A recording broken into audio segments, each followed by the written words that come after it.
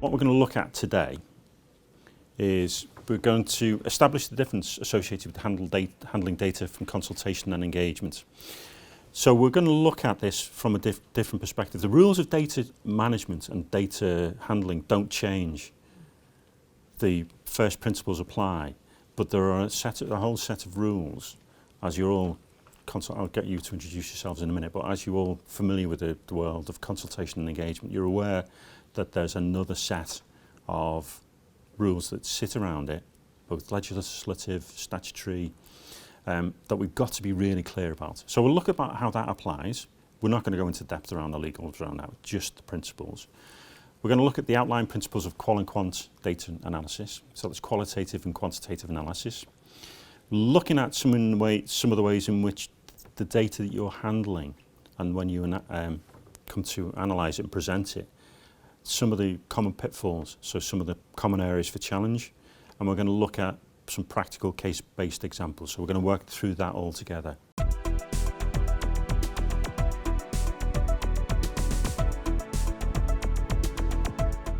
What we're going to look at first is the background to how we handle data consultation. So let's think about what we're trying to do. And before we start, and I will reinforce this point as we go through, but before we start thinking about data analysis and what we're going to do with the data once we have it, the starting point for decent data analysis is the question setting. Okay, so if you are charged with the analysis, you always need to be involved with that data, the way that the questions are set. Think about that, and I'll talk a little bit more about that, what I mean, as we're going through that.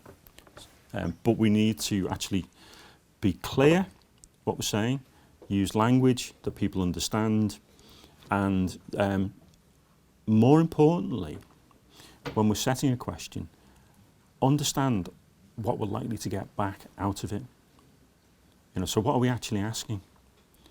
So it's not just about, the old way of doing it was we'd go into a darkened room and just write a set of questions, come out and roll it out to the public and see what happens. And then we'll work with that data afterwards. That causes us loads of problems. What we want to do is ensure that when we're asking questions of people, they understand what we're asking, they can respond properly, and when we get it back, we can analyse it properly. And we don't, the classic mistake is asking two questions in one question. We can only have 10 questions on this survey. Okay, so we'll put those two together. Great, that's a winner? Not at all, because you get conflated data. You cannot pick it out around that stuff. So, I am preaching to the choir here because you're all experienced at designing these things. But let's look at what the background to data handling for consultation looks like. So there's a couple of points that we need to think about when we're setting this out, and the way the context lives for any consultation, whether it's questionnaires, whether it's focus groups, whether it's one-to-one discussions, whether it's telephones, any methodology that we use to gain the information for the public face a significant challenge now, because we live in a post-truth world. Everyone accepts facts can be fluid, not helped by the social media, particularly the pernicious influences like politicians like Donald Trump, not the only one, but the one that springs to mind, where you're just not actually dealing with, so the truth from one day is different on the next day. So people accept now that facts can be fluid. And because of that, they're suspicious of any facts. So it's irrespective of whether it's a politician or whether it's the fire and rescue service or whether it's the NHS or the local authority that's going out and doing a consultation, or any other public authority going out for doing a consultation, people immediately think they're very suspicious of the facts that you're presenting. So that's really, really difficult. And that applies to consultation engagement. It's also prone to suspicion. Everybody thinks that the stuff that you're presenting is not truthful. And that's the starting point for that many people come to a consultation with.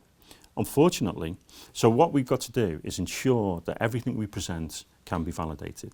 Okay. The other point to recognise as we're going through this is that consultation is not a vote. We're not here about counting numbers in terms of the number of people that are in support or against the consultation. So that's one of the differences around the way that we handle data for consultation. So I've got a market research background. I ran an agency, and we do a lot of public polling and all of that other stuff. What we're actually looking for as a market research agency is insight, original insight around something that people haven't really been thinking about. Consultation and engagement are different because what we're testing propositions and proposals. So we're not looking for original insight. We're looking about the way that people think about what it is that you're presenting, which is, again, moves us into a different way of looking at it. And that sets some challenges, particularly when you use external analysis agencies. There's they're really good, no problems around that at all. And there's lots of strengths about using an external agency to analyse your data, because it shows robustness, it shows independence, all of those other things. But very often they're similarly coming from a market research background, and they don't necessarily understand the differences in the way that we're looking at that. So it's just, and I'll talk about some of the nuances and the bias that we can potentially introduce into the data, which has the potential to cause us problems as we're going forward. And there's also a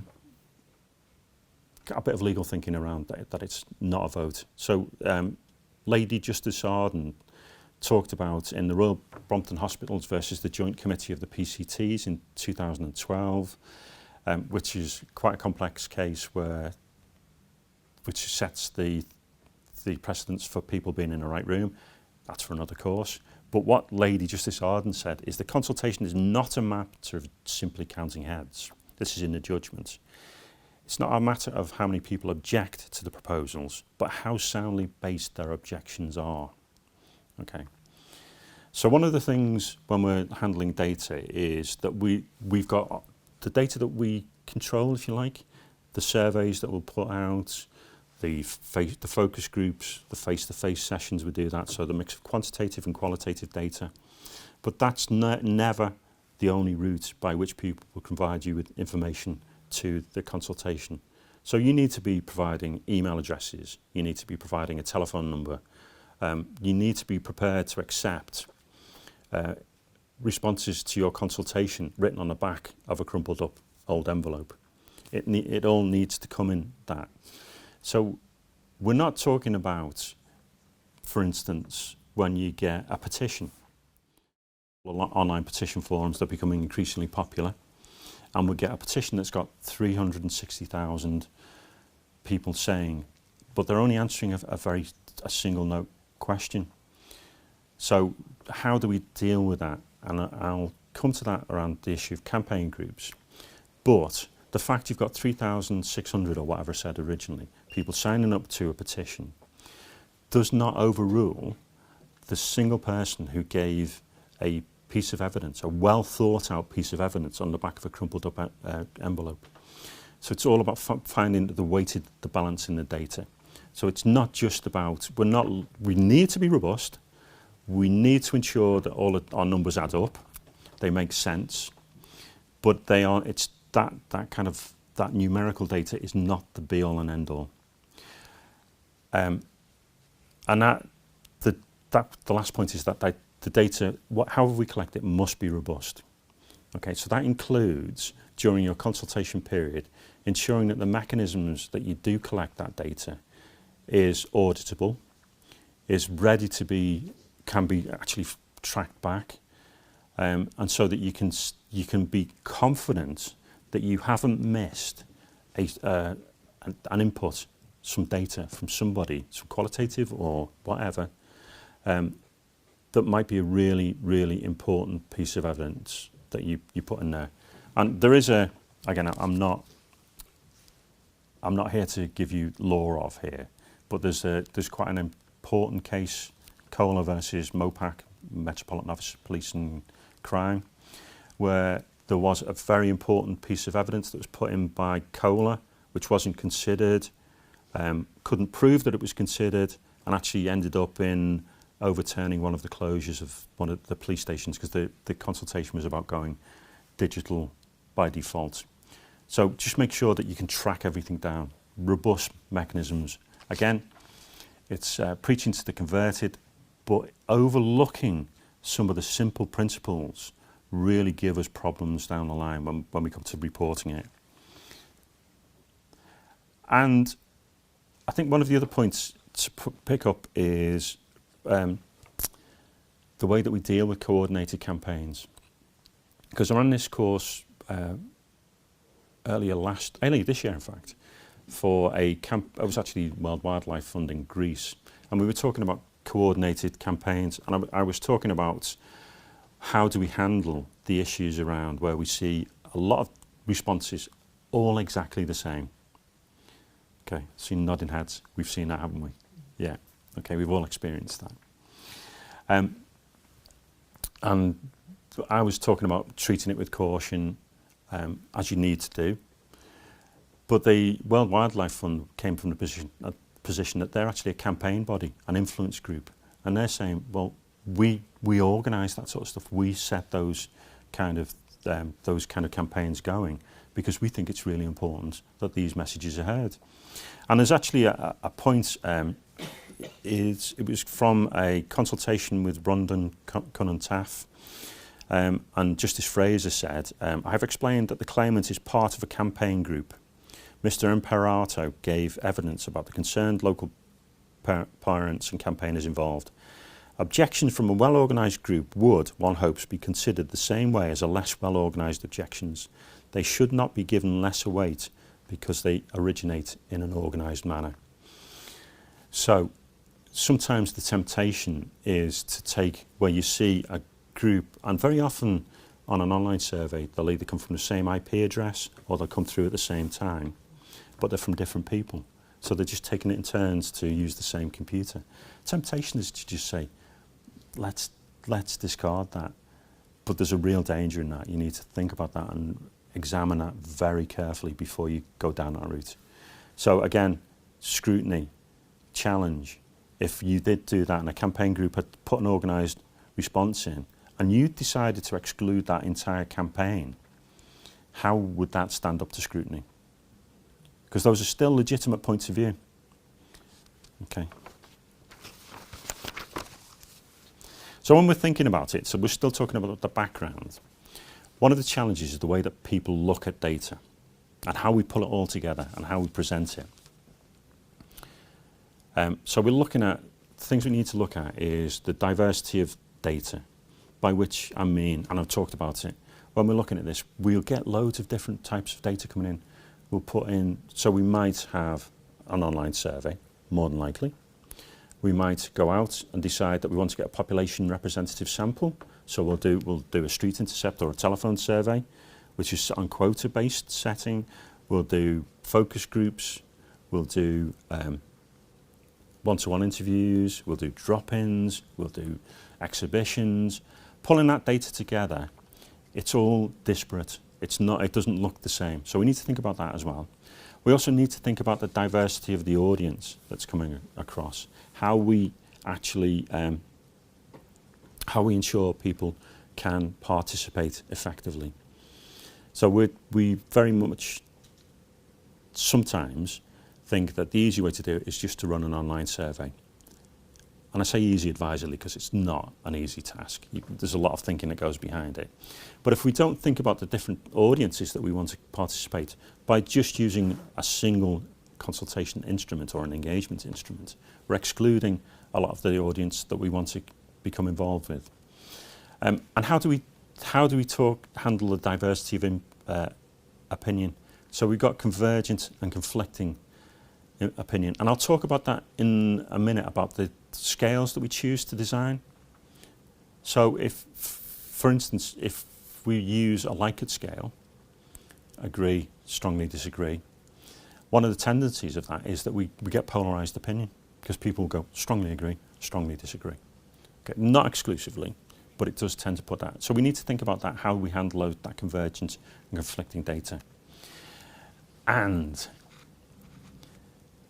consultation engagement is not a perfect science. It's not market research. We are testing an opinion with the people who want to test it with us. Okay, so we get the people who are interested in participating, unless we commission a separate population representative form of survey, telephone, street survey. How will we do that? So just make the most of what you've got. Don't let the what is it? Good in the way of perfect, or perfect in the way of good, whichever way round that is. I've forgotten. But anyway, we need to think about that. I've talked about campaigns and loud voices. The thing that we should be looking for as well is that lone wolf voice, because that's a really important way of thinking, and we need to pick those things out. We need to ensure that it's visible. It needs to be publicly visible, but also politically visible.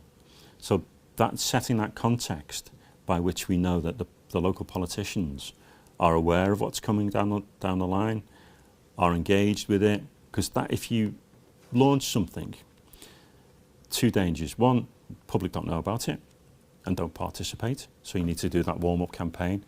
But equally, if you don't spend the time working with your local politicians and you launch something, you're going to get pushback from that as we're going through. Presentation can be really misleading around this. So we've all been in presentations where we've only had percentages. People talking about percentages. Okay, sounds big, doesn't it? So we get statements like nearly all disagreed. Nearly all disagreed with it. What statement is that? We're making value-based judgments when we're reporting on that. Nearly all disagreed. How relevant is the disagreement? So is it central to what you're trying to analyse? Does that theme stand up? And how big is nearly all when we say nearly all? It sounds massive to me. I'm really impressed by that, but I don't know anything about this at all. I'm thinking, yeah, nearly everybody says that. Well, it must be wrong, or yeah, because everybody disagrees. But when we look at the data on this, 90%, so when we say nearly all agreed, in this case, we're saying 90% of respondents, in this case, agreed. But what we've got to ask, what is the base? So how many people are actually around there? What's the question? So it comes back to the way the question's set, so the way they're thinking about it. And also we need to think about how the data was collected to ensure that it's relevant. So if it's purely online, we've disregarded the opinion of a whole group of people. So in this case, the big and small of this is 90% of 3,000 is 2,700, still 90%. Small, 90% of 10 is 9. Notice I'm keeping the numbers simple, because I'm not very good at maths on the fly. So just make sure that we've got it right. So we never ever, when we're reporting, talk about nearly all. We always consider, when we're presenting, the percentages and the base. Okay? Because there's nothing worse than standing up and talking about 97% or 90% agreed, but how many people is that? And there'll always be somebody who will ask you that question if you haven't got it to hand. And the other thing is that you'll see this if you've seen the 90% of women say that Schwarzkopf hair products are the best in the world.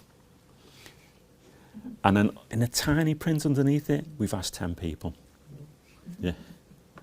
Okay, so what market researchers do tend to do that, they put the base at the bottom of the table and report percentages.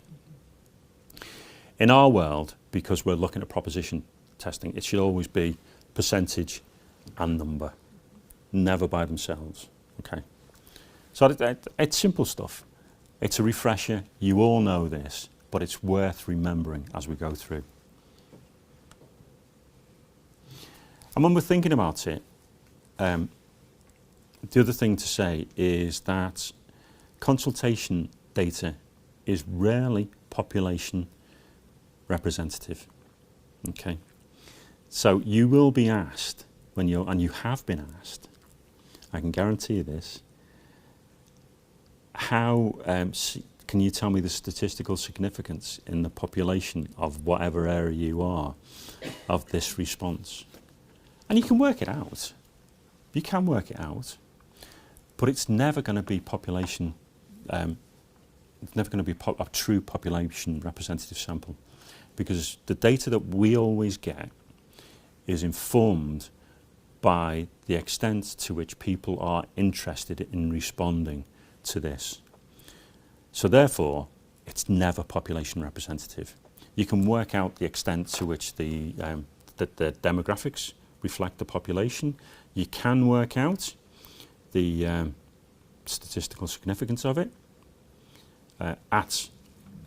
purely at the population level. You can't. It breaks down, but it's not. It's kind of meaningless data, and you're going down an entirely distractionary rabbit hole, because this is not market research.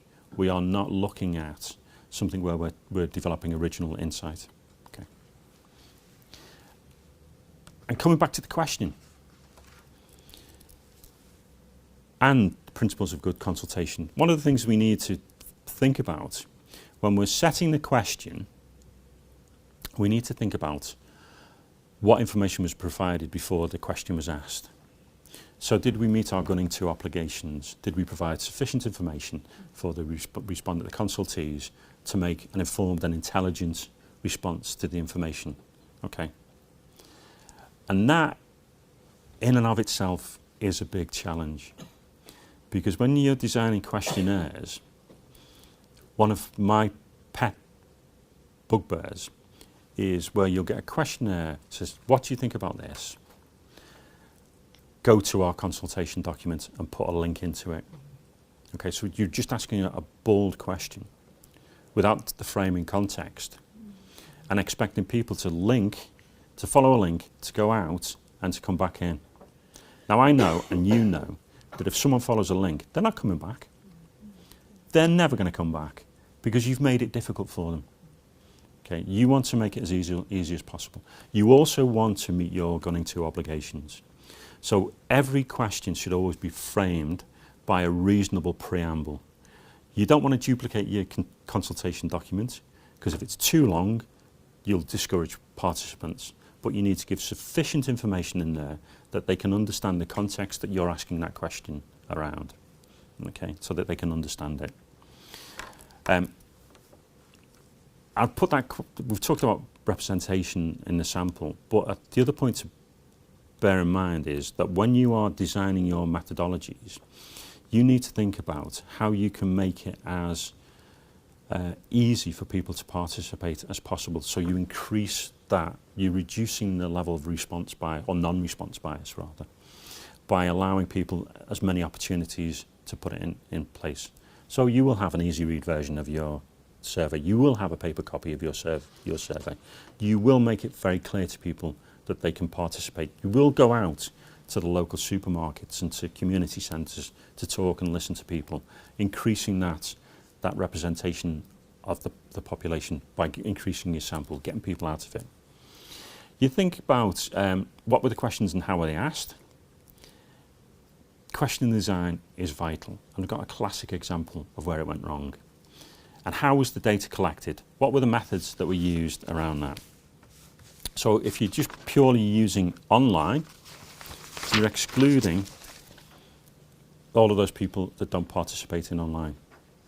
Okay, so if you go offline and just have a paper-based survey, you generally, as a rough rule of thumb, you're discouraging working age people because they just haven't got the time. They're not going to be motivated to go and find a paper copy survey, fill it in, do this. Whereas they can probably do and this is a reflection of my life, not the general population, but if they can go and do it on a tablet, on a laptop, while they're watching Coronation Street on Wednesday night, they're more likely to do it. Then, we make it as easy and as accessible as possible. So, but the starting point for all of this is always the questions. Question design is crucial.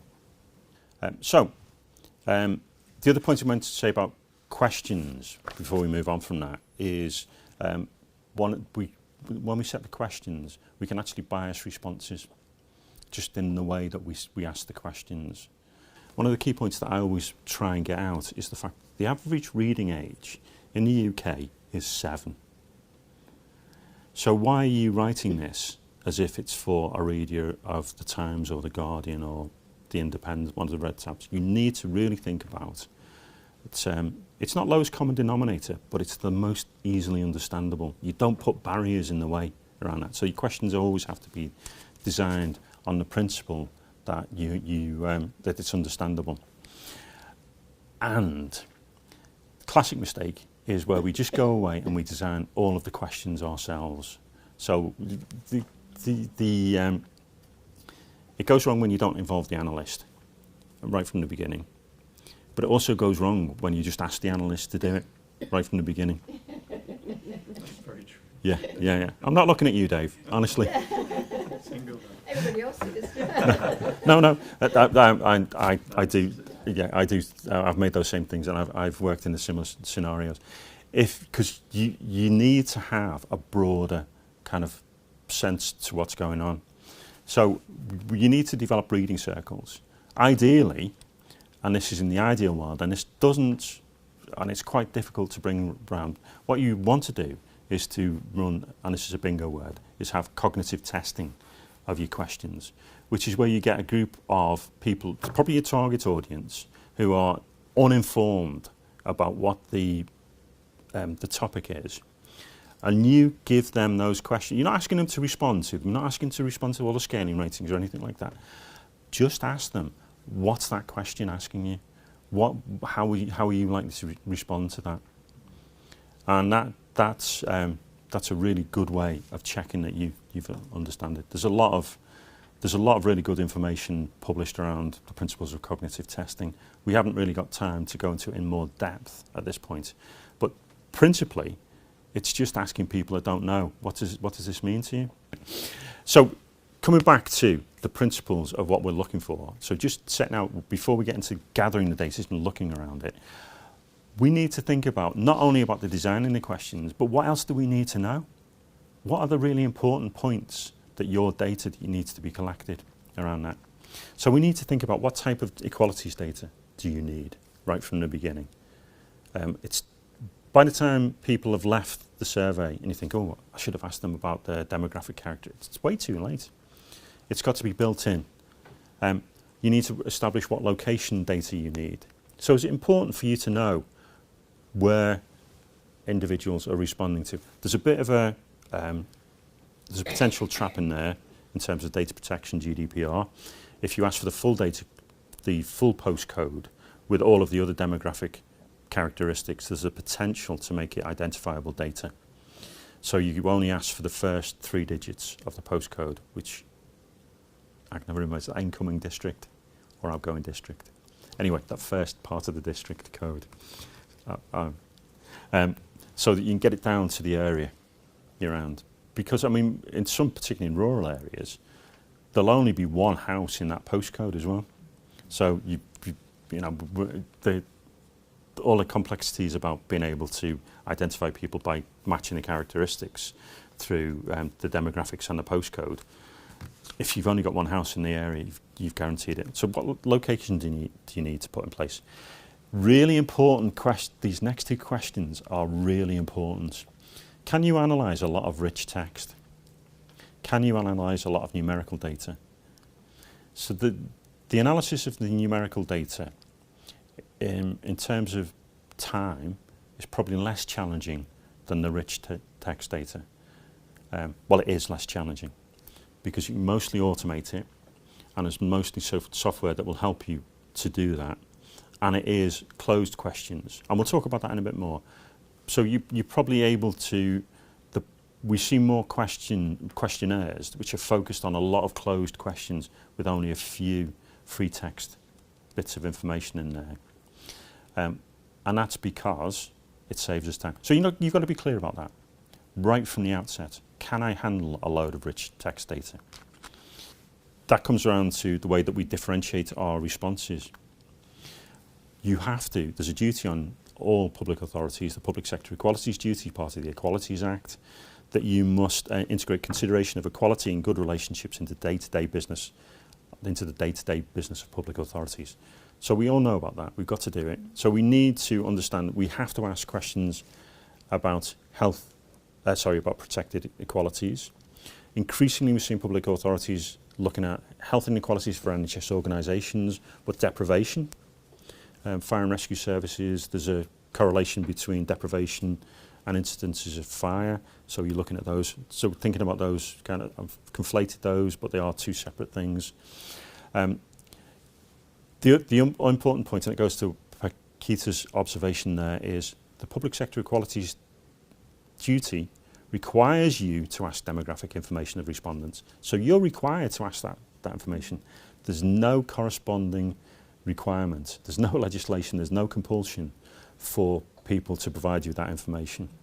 And time again, you'll see, it's less prevalent now, but there was a period where we were seeing the demographic characteristic questions at the back end of an online survey being made compulsory. So people couldn't submit their answers without providing that demographic information. So there's no compelling reason for doing that. If we see that, we'll always say, you can't do that. There's absolutely no way. And when you get the data, that allows for, I'll put in inverted commas, cross-tabulation to provide detail of impact. Everyone in this room know what cross-tabulation is? No? No? Okay. So cross-tabulation is when you get a set of data, particularly numerical data, you can run across the characteristics. So if you wanted to know the respondents, whether people in a particular postcode area wanted to see what they were more in favour or more against, you can look at that. You can look at if there's any difference by gender or gender reassignment or by ethnicity. So you cross-tabulate the data. So you just use it against, we take one variable, which is all of the answers, one set of data, then we put a variable in that, which is your demographic characteristics, and you can break it down further to be able to understand how those responses differ around it. So that's what, you know about it, you've seen it in all your reports, it's just the term is cross-tabulation or cross-tabs. So when people talk about cross-tabs, not rocket science, just takes a bit of time to do. It's just breaking that data down in a way that you can understand it better. And because you're a sophisticated audience here, I'm going to talk about the different data types. So please don't shout at me too much around this. But there are two primary types, and it's just important to reinforce this. And that people do make the mistake between these two types of data. Qualitative is around emotions and perceptions, and quantitative, which is unique numerical values. So we're looking at those types. So qualitative is non-numerical. It's about what you feel, how you want to respond to it. So it's an open conversation. It's open text. It's the free text we'll put into it. It's the focus groups we'll run. It's the telephone interviews or face-to-face interviews will take place. It gives us categorical data. And all that means is the attributes and properties of a thing or phenomenon. So it just kind of describes it. It's a very descriptive way of talking about things. It's the way people feel. So I look at it like this, and I think about this, and an analogy would be a herd of cats, but I was informed last time around this, it's not the right term for a collection of cats. It's not a herd, it's actually a clouder. Yeah, so you go. Or you can call it a clutter, a glaring, or a pounce, depending on what they're doing. Or if they're kittens, they're a litter. Or an intrigue, or a kindle. But anyway, in this case, if we're looking at that group of cats, we describe them as the attributes, the properties of it. The cats are ginger, tabby, tortoiseshell, and black. Okay, so we're descriptors. It's the kind of the nouns, the normative data. The quantitative, it's quantifiable. So we can actually say that it's either it's 0 to 1s, it's 1 to 5, whatever it is. So there's an actual numerical value associated with it. You can analyze it by using mathematical calculations and statistical analysis. So we can throw it through SPSS, you can do it with Excel and pivot tables. So in this case, there are 5 cats, which is 100% of the sample, 3 are male, which is 60%, and 2 are female. I didn't break it down how many are ginger, tabby, tortoiseshell and black, but you can see that at some point, there's at least 20% in there that's going to be either ginger, tabby, tortoiseshell or black. Anyway, the different types of data. One of the issues that comes up around this is when people try to use the analytical methods in terms of data, particularly applying quantitative values to qualitative information. So you see, you'll see, coming from a market research background, generally the discipline's split into qualies and quants. And you'll see a quant who's done a qualitative job running a focus group, who's trying to do loads of hand votes and the percentage of people in the focus group said this. It's not about that. And you're presenting false equivalence by trying to present percentage. It's about the emotions that are expressed in the group. Having said that, when we're doing large-scale qualitative analysis, and we'll come to that, one of the things that we'd like to do when we theme it, and we bring them together, what we'll look at is the number of people that constitute that theme, so we can talk about how strongly that's being expressed. Okay, because it doesn't negate the theme, but it just shows that it occurs more frequently. And the challenges that come up around this, I'll take a break in a minute, is it's around overall what's the validity of this place. And so we've got one of the leading thinkers in terms of social research was Professor Alan Bryman, and we'll look at one of his other techniques later. But his talk about validity is a concern with the integrity of the conclusions that are generated from a piece of research. So the validity of this place, it comes down to, when we're looking at the data, the way we select it, the way we collect it, and the way we analyse it has to stand up to that. And so it actually becomes a key challenge to your consultation when people say, how valid are your findings? How valid is this information? Without necessarily knowing what validity means. But once it's out there, other people that do understand it will start to say, okay, well, how valid is it? What's the validity of that? And there are 4 key elements of validity in terms of the research methodology. There's the internal validity of this. Does it stand up? Does it stack up within itself? There's external validity, so the extent to which it applies to the general population, and we've already talked about that. So generally consultation data isn't population representative, so we need to be putting strong statements in that, or be prepared to have that information to hand when we're challenged around the validity, how representative it is of the external population. Measure validity. So the measures that we've put in place when we've chosen it, and that comes down even to the scales that we choose when we're asking people to respond to things. Does it measure what we're actually thinking it measures? Is it real? Is it valid? Is it going to give us the outcomes that we've put in place? And then the 4th one is ecological, which basically that says, does the response data mirror the natural setting of people's lives? So have we gone and made this as close to a natural response as possible? So that's thinking about that as we go through that. And there's a number of factors that influence that as we're going through, which is things like history. Things change over time. So one of the dangers in that respect in terms of validity is using the same measures as we used last time. The same methodology, the same approaches. It worked last time, let's do it this time. And the world's moved on. The other term is instrumentation. And what that means is how we do it. The methodologies have moved on. So 20 years ago, we would never have been doing an online survey.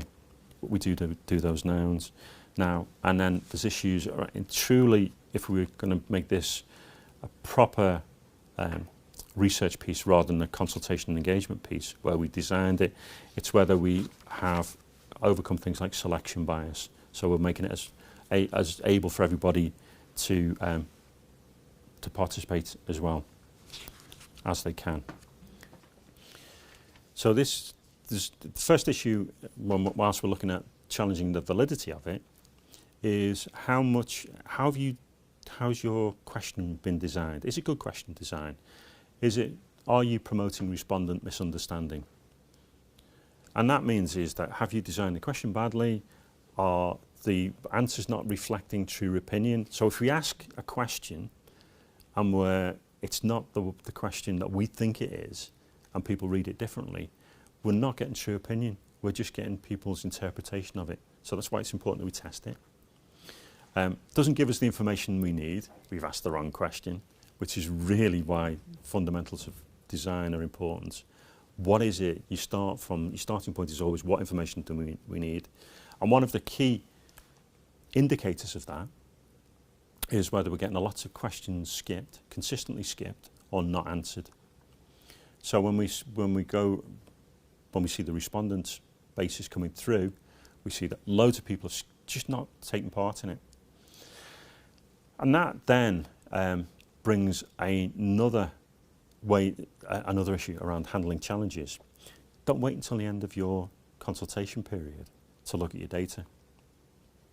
You should always be looking at it regularly. As a minimum, if you're doing a 12-week consultation, as a minimum, you should be looking at it, having a formal review at 6 weeks, your midpoint review. But you should be looking at that earlier, just to see if there's an emerging pattern. Okay, so, and that comes round to the point that consultation is a dynamic process, and it's a self-correcting process. So if you find that the questions that you are asking don't promote understanding to such an extent that people are skipping it, you can, and there's a lot of issues around governance with this, but what you could do is look at that and say, fundamentally this question is wrong. What we want to do is pause the survey, pause the consultation, review the questions and relaunch it and extend our consultation period. That does give you problems with governance, which is why it's really important to get your question design right from the beginning. Another challenge to your data is different worldviews. So we all make the assumption that everybody, because a consultation or an engagement is project-based activity, isn't it? We kind of go outside of our normal job, we're focused on this, and we've got a really intense period of activity. And consultation and engagement are always really intense. And we think everybody understands, because it becomes the focus of our world. We think everybody's got that level of nuance and detail. They don't. We're talking to people what we're talking to people about is to understand what we don't know. But they don't know the level of detail that we do. So we need to get that across. We need to understand that there are different worldviews that apply when we're looking at any of these, the data generation. We'll talk about data handling, but data generation is where it tends to go wrong. So we need to look at the different worldviews. Classic is the use of technical language in there. Yeah. You have to use technical language sometimes, but if you do use it, explain it. Yeah. And if you use acronyms, always write it out first before you put it in. Okay. Any public service gets carried away with acronyms. Doesn't matter wherever you are, there's always acronyms. And the problem is that the acronyms mean different things in different contexts. So it's probably not the most relevant example, but my background is I used to work for BT, was an engineer, and we used to work on the MDF. Okay, so you think that we all used to run down to B&Q and buy some medium density fibreboard. No, it's actually the main distribution frame. So it's where what it used to be where the cables from your telephone came in and it was connected up into the exchange. So it was a patch patch thing. So straight away we can see you talking about two different things, completely different context. So always explain that out. Use of technical language and that corresponding reliance on that technical knowledge. People outside of the fire and rescue service generally don't know what the fire and rescue service do, apart from if the house is burning down, you'll come and put it out. Okay. None of the other stuff that you do, they don't consider anything around that, because why would they? So we don't never assume that they know that. And finally, never met the classic missing answer option is there anything else? Is there anything that we haven't thought of? Could we do this a different way? Okay, because the reason for going out for consultation is to test your proposition, but also to understand what you don't understand. Okay, so we've come at this from a very, very technical set of discussions. We've come at this, we've got that expert project knowledge-based understanding collectively as a group, and that can lead us into groupthink and not seeing the wood for the trees, and it might be the most obvious thing. As Paquita's silent person at the back, who just puts hand up and asks that key question. Okay, so always, always, always provide that option. It's always going to be free text. You've always got to factor in the analysis time for that. But if you miss it, you're missing out a significant part on it.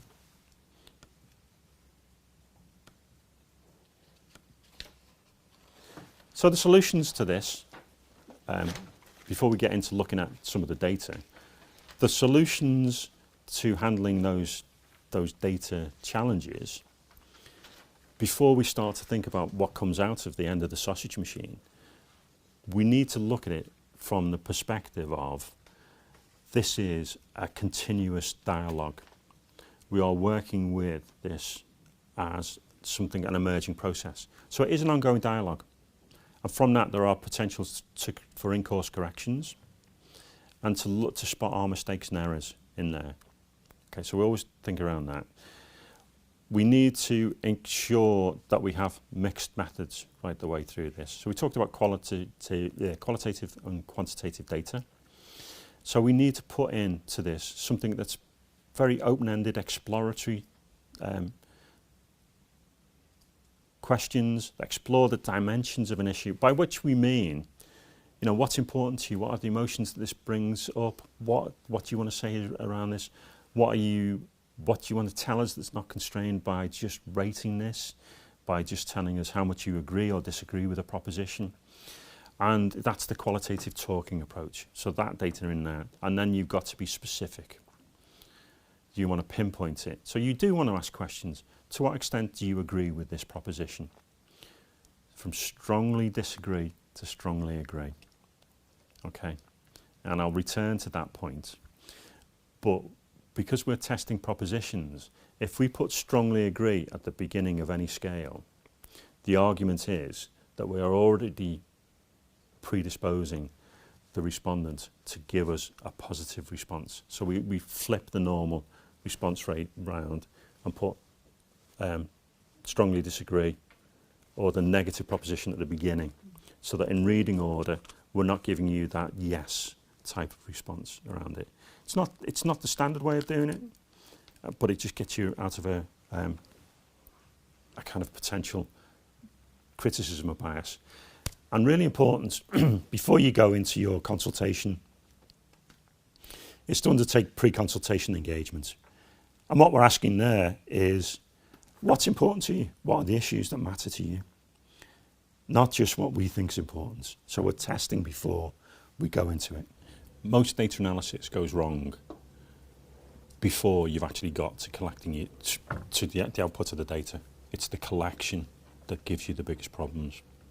One of the things that I wanted to talk about before we get into the kind of the meat of looking at data handling is the bias that potentially we can introduce into this. And there are two types of bias there. One of them is within our gift and one of them is outside of our control. The one that's within our gift is the bias that affects response rates. The thing that's completely out of our control are those personal response biases. What motivated people to respond and the way they are. All we can do as analysts is look for them and see if we can detect them. But without getting into the respondent's head, we don't know with certainty that it's actually is any of those biases. But the four main biases that affect our kind of response rates within our gift to respond to. Sampling bias. So ideally, if we put into this together as a structured sample, where we were in control of it, as I said, market research, population representative with quotas set on demographic characteristics, we'd be confident within plus or minus figures that this would be representative of the entire population if we were to conduct a census in effect and we were the entire population.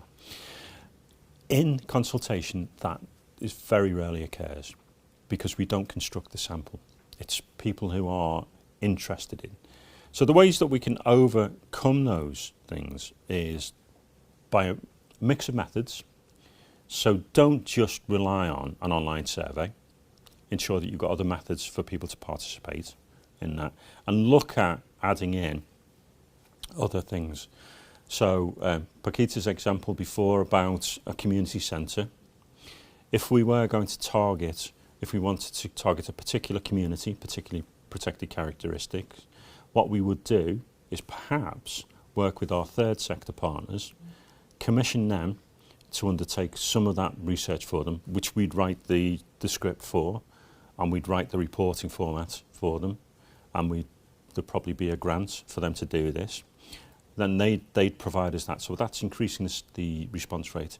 But also, there's simple things that we can do around this, which is by increasing the visibility, more social media presence, more press presence, all of those kind of things. And inevitably, you'll have somebody, when you come back to feed the results, if you do it in public, will say, I never heard of this. You didn't do this. Why didn't you have it up on... one of the ones that always stick in my mind is you should have put the adverts for this on the back of the toilet doors in a local social club, which is, yeah, that probably would have worked. But how much budget do you think we actually have for this? But you're taking best endeavours to increase publicity. Ensure that you do that. And don't just rely on one tranche of publicity for it. Keep it going. Once you've launched, make sure that you've got stuff coming through all the time. We're talking about this, we were interested in this. Your social media presence, if you can get things like a spot on the local radio for all of those kind of things, all of the good stuff that I'm not trying to teach comms and engagement professionals how to do, but just keep it going, keep the pressure up all the time, the visibility around that. So that's how we reduce the impact of sampling bias within this. So we give as many people as possible the opportunity to take part. A response bias is where we're putting into that, where we put an unconscious or subconscious approach, where we're encouraging people to respond to it. So it's almost, you do agree with this, don't you?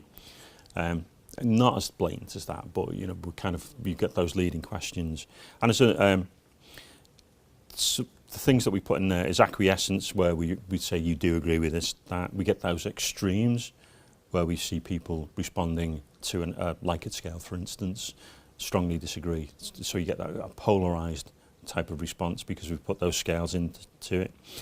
We also see things like desirability, in that I want to fit in, and I think everybody in my street's going to answer this kind of thing, so I'm going to answer that way.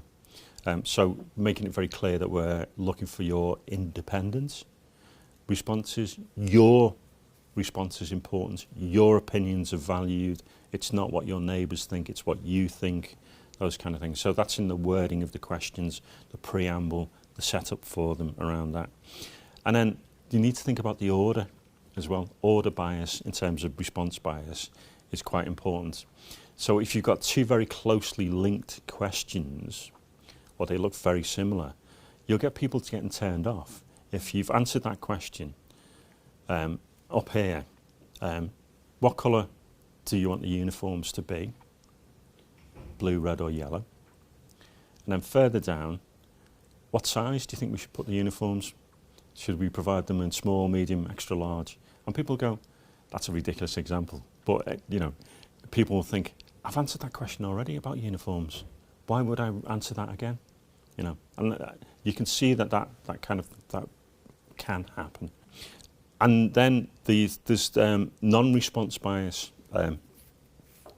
So we all know, and I don't know the reason for it, but we know that if we put an online survey out, we will always get more female responses than we'll get male, generally. And that happens, though we don't set we never set a gender filter. We never set targets for it.